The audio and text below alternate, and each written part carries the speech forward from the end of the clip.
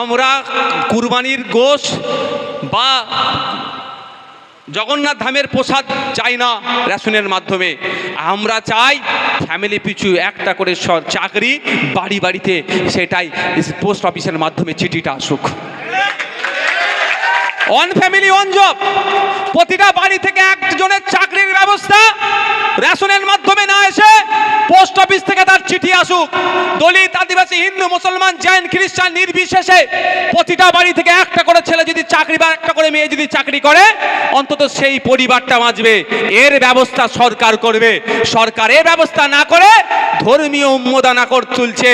এখন মুসলমান ভোটকে তো শুভেন্দু অধিকারীর ভয় দেখিয়ে পকেটে ভরে নিয়েছে, হিন্দু ভোট এখন হাতছাড়া হয়ে গেছে। হিন্দু ভোট আমার চাই, তাহলে কি করতে হবে?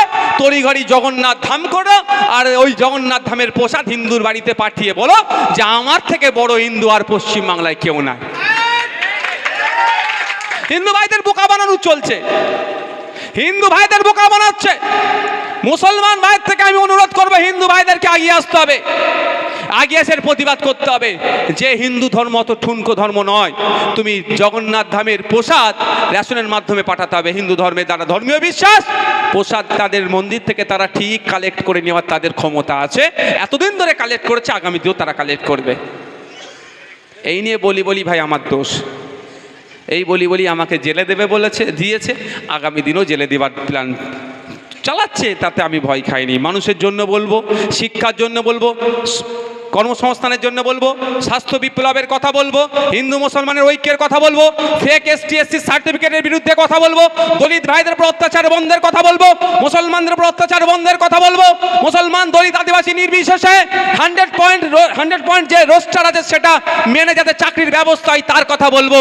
এই কথা বলে যদি নওশাদ সিদ্দিকীকে একবার কেন, যদি 100 বার জেলে রাখে, আমি 100 বার জেলে যাওয়ার জন্য প্রস্তুত আছি। কি আছে? আমি যদি বলা বন্ধ করে দিই, কী হবে বলে দিচ্ছি? আমাকে এরকম বড় পদ দিয়ে দেবে, সামনে পিছনে আবার দুটো গাড়ি দিয়ে দেবে, লাভ কী হবে? যদি আমার বলার ক্ষমতাটাই কেড়ে নেয়, আমি মনে করি যে জীবিত অবস্থায় মৃত হয়ে গেল, ওর থেকে মরে যাওয়া অনেক ভালো ভাই, আমি মনে করি। আর আমার বড় ভাইজানের শিক্ষা আমার এটাই দিয়েছে। যখন প্রথম ভোটে জিতেছি, রাজনীতির তো খুব একটা বুঝি না, এখনও যে বুঝে গেছি এরকম ব্যাপার নয়। তো ভাইজান একটা কথাই বলেছিল, ছোট ভাই কি বলবে আর, যে লেগে থাক, ধরে থাক, পিছন দিকে একটা সময় আসবে, তাকাতে হবে না। আর আজকের দিনে দাঁড়িয়ে বলছি, সত্যি আমি গর্বিত। যেখান দিয়ে যাই, যে কোনো ধর্মের মানুষ, বর্ণের মানুষ যদি চোখে চোখে হয়ে যায়, ভাই কেমন আছে বা দাদা কেমন আছে, হাতটা নাড়া, এটাই আমার জন্য বড় পাওনা, আর কিছু লাগবে না। আপনারা যে ভালোবাসা দিয়ে আমাকে বরণ করছেন, এই বৃষ্টির সময় মানুষ তো ঘরে বসে থাকবে, চা খাবে, পরিবারকে নিয়ে আড্ডা দিতে পারে, তা ছেড়ে এই বৃষ্টি মাথায় এসে উপস্থিত হয়েছেন, এটাই আমার কাছে বড় জিনিস। একদিকে ওদের মন্ত্রিত্ব, ওদের দপ্তরের দায়িত্ব, ওদের জেনারেল সেক্রেটারি, ওদের প্রেসিডেন্ট, ওয়ার্কিং প্রেসিডেন্ট, ওদের টাকা একদিকে আমার কাছে, আর অপর দিকে ভাঙড়ের মানুষের ভালোবাসা, আস্থা আমাকে দিয়ে বিধানসভায় পাঠিয়েছে সেটা, আর সারা রাজ্যের মানুষের ভরসা আমার প্রতি, এটা আমার কাছে বড়, এটাকে আমি গ্রহণ করব। এটাকে ওটা দিয়ে আমাকে হারাতে পারবে না। প্রচুর চেষ্টা হচ্ছে। এখন মাঝে মধ্যে সাংবাদিকরা জিজ্ঞাসা করে, এখন আর আপনাকে কিছু বলে না? আমি বলি ওরা হাঁপিয়ে গেছে। ঠিক একইভাবে দিদি যখন গাড্ডায় পড়ে, তখন দেখবেন দিল্লিগামী ফ্লাইট ধরে, গিয়ে গুজগুজ করে সব সেটিং করে চলে আসে। আর আমাদের এখানে এই লিটন দাদেরকে দিয়ে বলে বিজেপির বিরুদ্ধে লড়বো। লিটন দা হয়তো সত্যিকারের বিজেপির বিরুদ্ধে লড়লেও কি হবে? লিটন দার নেত্রীর কাছে তো টিউনিং করার জায়গা, যেদিকে ঘুরাবে সেদিকে ঘুরবে না ভাই। দিনের শেষে যেদিকে ঘুরাবে সেদিকে ঘুরবে। প্রসাদ খাওয়াচ্ছে, এখন প্রসাদ খেতে হচ্ছে, লিটন দা খেয়ে নিয়েছে কি বলতে পারবো না আমি। কিন্তু এটা উচিত হবে কি? এই যে প্রসাদটা দিচ্ছে সরকারিভাবে, এটা রাষ্ট্রের কোনো ধর্ম নাই, এটা মাথায় রাখতে হবে। ঠিক যদি এই প্রসাদের আমি কেন বিরোধিতা করছি? আমি এই রাজনৈতিক প্রসাদের বিরোধিতা করছি। প্রত্যেক ধর্মীয় যে সিন্নি আছে, যা আছে, আমি বিরোধিতা করার ক্ষমতা আমার নাই, কিন্তু এটা রাজনৈতিক প্রসাদের আমি এই বিরোধিতা করার কারণ, কালকে আমি একইভাবে বিরোধী করব, শুধু প্রসাদ বলে নয়। কালকে যদি মমতা ব্যানার্জি আপনার ভোট পাওয়ার জন্য বলে বাড়িতে বাড়িতে কুরবানির গোশত পাঠাবো, কেউ বিরোধী করুক আর নাও করুক, অন্তত দেখবেন দুটো মানুষ করবে, সেটা হচ্ছে আব্বাস সিদ্দিকী, তারপরে নওশাদ সিদ্দিকীর মাথায় রাখবেন। অন্যরা চটি মুখে নিয়ে বসে থাকতে পারে, ভাষা খারাপ লাগতে পারে। আমি অবাক হয়ে যাচ্ছি, এটা ধর্মীয় মঞ্চ নয়, কিন্তু আমি আজকে বলতে বাধ্য হচ্ছি, আরে মৌলানা সাহেবরা আর কবে বলবে ভালো কোনটা খারাপ কোনটা? আর কবে বলবে? ইমাম সাহেবটা আর কবে বলবে যেটা হারাম এটা হালাল, এটা বৈধ এটা অবৈধ? আর কবে বলবে? আমি শুধু অবাক হয়ে যাচ্ছি। ভোট আসলে ফতোয়া দেওয়ার জন্য লিখিত ফতোয়া বেরিয়ে যায়। এখন হয়তো পেনের কালি শেষ হয়ে গেছে, অপেক্ষা করুন, পেনের কালি বললে বলে দেবে। কি গো, এই হচ্ছে এদের চলছে। তাই বলছি আপনাদেরকে, আমাদেরকে মিশুর দ্বারা সোজা রাখতে হবে। বন্ধুগণ, আমি ফিরে আসছি, সময় থাকলে বলবো। তার আগে গুরুত্বপূর্ণ যে বিষয়টা, কেন আমরা এই ওয়াকাফ আইনের বিরোধিতা করছি, বা কেন্দ্র সরকার কেন এই আইনটাকে কেন প্রত্যাহার করার জন্য আমরা আন্দোলন করছি, এটা জানা দরকার। তো আমি বক্তব্য শুনছি বক্তাদের, এই আন্দোলনের বিরুদ্ধে এই বিষয়টা বলতে গিয়ে মোদির বউ কোথায়, মোদির কেন বইয়ের মাথায় সিঁদুর নাই, মোদির বইয়ের হাতে কেন শাখা নাই, মোদির ছেলে কোথা, মোদির মেয়ে কোথা, এই নিয়ে ব্যস্ত। আরে আন্দোলনটা ভাই, কেন আমরা এই আইনের বিরোধিতা করছি এটা আগে আমাদের জানা দরকার। সাবজেক্ট ছেড়ে অবজেক্ট নিয়ে টানাটানি, আর জান দিয়ে দেবো, জীবন দিয়ে দেবো, ছাড়বো না। আরে কি ছাড়বি না, তখন আর বলতে পারছে না। বুঝতে পারছেন? আগে একটু জানতে হবে। তার আগে আপনাদের বলি, এই ওয়াকাফটা হিন্দু মুসলমানের লড়াই নয়, কিন্তু হিন্দু মুসলমানের লড়াই আমাদের মধ্যে ঢুকিয়ে দিচ্ছে কারা? বিজেপি আর তৃণমূল মিলে। তৃণমূল বিজেপি হিন্দু মুসলমানের খেলা কেন খেলতে চাইছে? এদের দুটো জনের ভাঁড় কোথায় একটাই, দোকান আলাদা, ভাঁড় একটাই, আরএসএস। তৃণমূল বিজেপি জানছে যত হিন্দু মুসলমান করব, মুসলমানগুলো আমার তৃণমূলে আসবে, হিন্দু ভাইগুলো বিজেপিতে যাবে। তাহলে দিনের শেষে হিন্দু মুসলমান কোথায় গেল? সেই নাগপুরের আরএসএসের হেডকোয়ার্টারে চলে গেল, সেটা ঘুরে। তাই বলি আপনাদের, এটা হিন্দু মুসলমানের লড়াই নয়। বিজেপির এই নিয়ে আসা বিলটা যখন পার্লামেন্টে আলোচনা হচ্ছিল, সেই আলোচনাতে যে সমস্ত এমপিরা অংশগ্রহণ করেছিলেন বিরোধী দল থেকে, তাদের অধিকাংশ কিন্তু মুসলমান ছিল না। কেউ দলিত ছিল, আদিবাসী ছিল, খ্রিস্টান ছিল। ভিন্ন ধর্মের এমপিরা এই ওয়াকাফ সংশোধনী বিলের বিরুদ্ধে যে যুক্তিতর্ক খাড়া করেছিল, বিজেপি সেখানে কুপকাত হয়ে গিয়েছিল। শুধুমাত্র সংখ্যার জোরে তারা পাশ করিয়ে নিয়েছে। যদি এটা মুসলমানদের শুধু বিষয় হতো আর হিন্দু মুসলমানের লড়াই হতো, তাহলে 90 থেকে 95% এমপি আপনার হয়ে, ওয়াকাফের হয়ে কিন্তু কথা বলতো না। দ্বিতীয় একটা উদাহরণ দিই, সুপ্রিম কোর্টে মামলা চলছে তো ওয়াকাফের, আপনারা জানেন তো নাকি? এখন তো মনে হয় সুপ্রিম কোর্ট বন্ধ আছে, এখন ছুটি চলছে, 14 তারিখে মনে হয় খুলবে, অর্ডার তখন হতে পারে। আমারও একটা মামলা আছে, বড় ভাইজান নির্দেশ দিয়েছে, বড় ভাইজানের নির্দেশে আমি একটা মামলা করেছি। শুভেন্দু অধিকারীর বিরুদ্ধে মামলাটা হচ্ছে, কিন্তু এটা মাথায় রাখবেন, ওটা বিজেপি। তো মমতা ব্যানার্জি কিন্তু মামলা করেনি ভাই, শুনে রাখুন।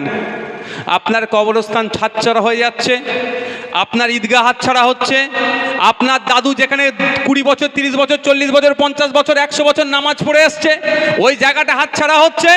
কিন্তু অভিষেক ব্যানার্জি কোনো মামলা করেনি, মামলাটা করেছে নওশাদ সিদ্দিকী। এটা মাথায় রাখবেন কিন্তু ভাই, মাথায় রাখার জন্য বলছি, অনেক কথা বলবে। তো আমার যে মামলাতে 7 জন উকিল আছে, 7 জন উকিলের মধ্যে 4 জন কিন্তু ভাই নন মুসলিম।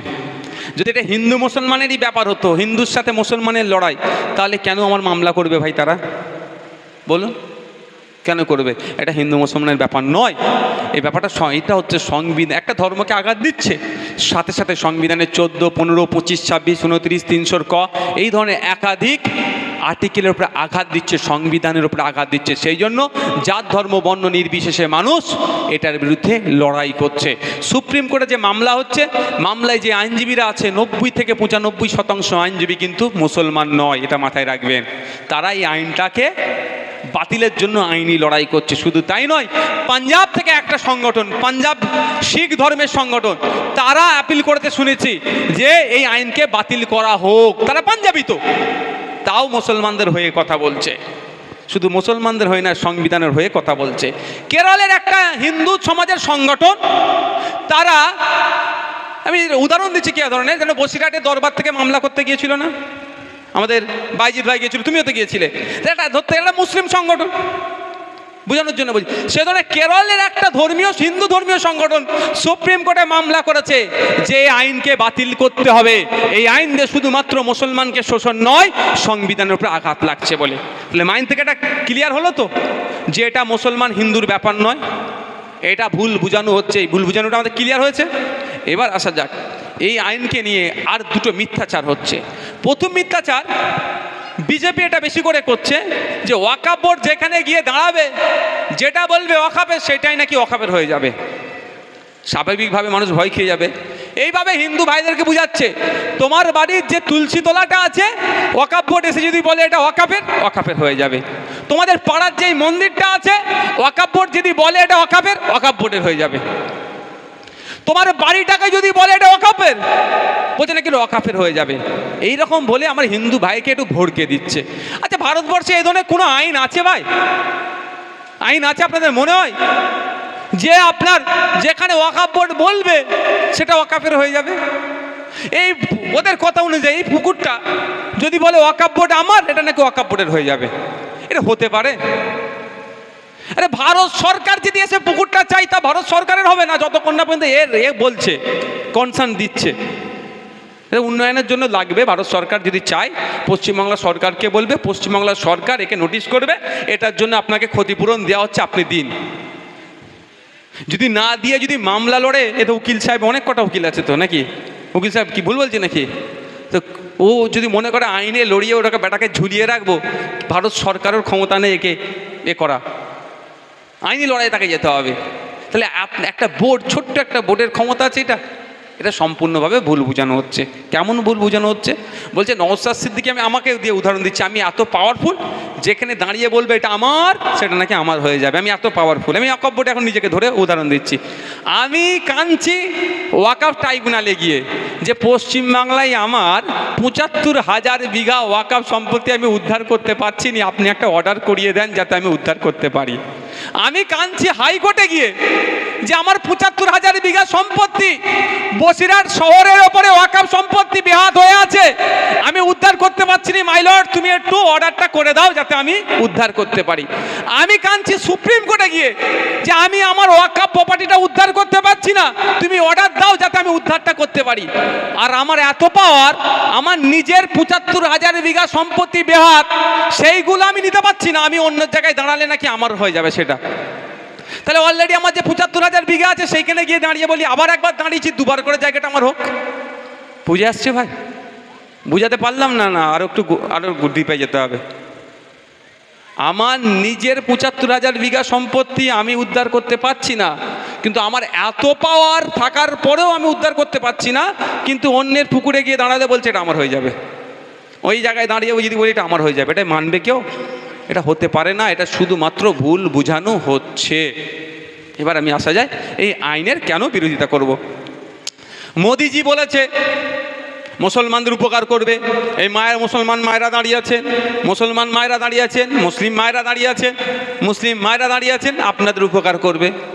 মোদিজি বলেছে এই আইনে গরিব মুসলিম বাচ্চাদের উপকার হবে। যখনই বলেছে মোদিজি মুসলমানদের উপকার করবে, আমার মাথা কিন্তু গেছে ঘেঁটে যে মোদিজি মুসলমানদের উপকার করবে, এটা কি করে সম্ভব? তাতে কিয়ামত হয়ে যেতে পারে। তওবাতিল্লাহ করে নেবো নাকি? হার আগে বলে দিই, মোদিজি মুসলমান তো দূরের কথা, গরিব হিন্দুদের উপকার মোদিজি করবে না, এটা আমি লিখে দিলাম, বলে দিলাম, লিখে রাখুন। শুধু মুসলমান নয়, গরিব হিন্দুদেরও উপকার মোদিজি করবে না। মোদিজি শুধু শিল্পপতিদের, যাদের মাথায় তেল আছে তাদের মাথায় তেল দেবে, যাদের মাথায় তেল নাই তাদের দিকে ঘুরেও তাকাবে না।